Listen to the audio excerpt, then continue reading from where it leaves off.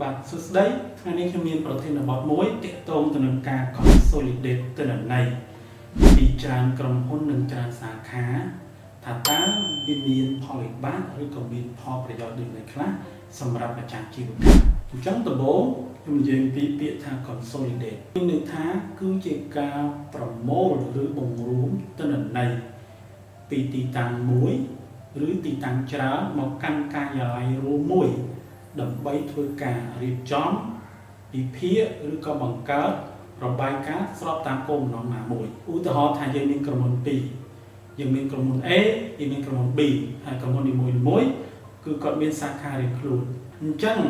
រៀងរាល់ចុងខែឬក៏កំឡុងពេលមុខដែលម្ចាស់អាជីវកម្មឬក៏ថ្នាក់ដឹកនាំគាត់ចង់បានរបាយការណ៍អញ្ចឹងតម្រូវឲ្យអ្នកគ្រប់គ្រងទៅតាមក្រុមហ៊ុននិងសាខានឹងត្រូវធ្វើការ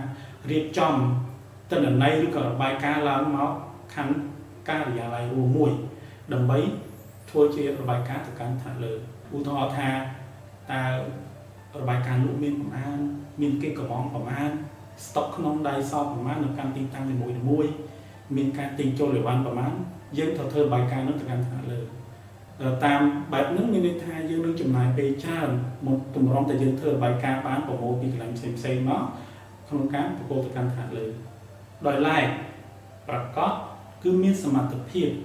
អនុញ្ញាតឲ្យ user មួយអាចប្រើប្រាស់ដើម្បីគ្រប់គ្រងទៅលើក្រុមហ៊ុនច្រើនឬសាខាច្រើនក្នុងប្រព័ន្ធតែមួយបានអញ្ចឹងក្នុងនេះមានន័យថា user ដែលចូលប្រើប្រាស់នៅក្នុងប្រកបត្រូវបានកំណត់សិទ្ធិឲ្យធ្វើប្រតិបត្តិការនិងពិនិត្យរបាយការណ៍ទៅលើក្រុមហ៊ុនណាខ្លះឬសាខាណាខ្លះដោយគ្រាន់តែធ្វើការចុះទិន្នន័យតែប៉ុណ្ណឹងម្យ៉ាងវិញទៀតរងទិន្នន័យរវាងក្រុមហ៊ុននីមួយៗឬការសាខានីមួយៗត្រូវបានបែងចែកដាច់ពីគ្នាឧទាហរណ៍ទំនិញ